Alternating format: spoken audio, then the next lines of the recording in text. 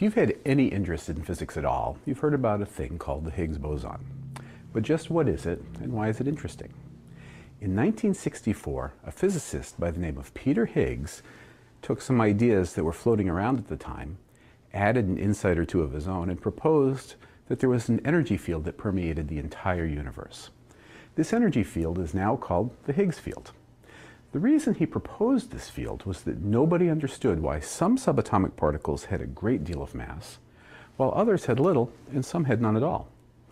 The energy field that Higgs proposed would interact with the subatomic particles and give them their mass. Very massive particles would interact a lot with the field, while massless particles wouldn't interact at all.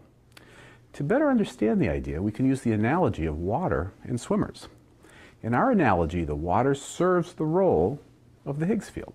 A barracuda, being supremely streamlined, interacts only slightly with the field and can move through it very easily. The barracuda would then be similar to a low-mass particle. In contrast, my buddy Eddie, no stranger to donuts, can only move very slowly through the water. In our analogy, Eddie is a massive particle made massive by interacting a lot with the water.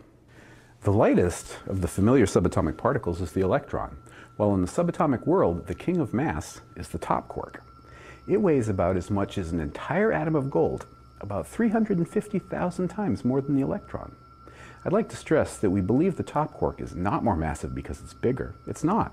In fact, we believe that both the top quark and the electron are exactly the same size. Indeed, they both have zero size. The top quark is more massive than the electron simply because it interacts more with the Higgs field. Actually, if the Higgs field didn't exist, neither of these particles would have any mass at all. Now, in the press, you don't hear about the Higgs field, but rather the Higgs boson. How are these two things related? The Higgs boson is the smallest bit of the Higgs field. To understand how that works, we should again return to water. Everyone knows what water is.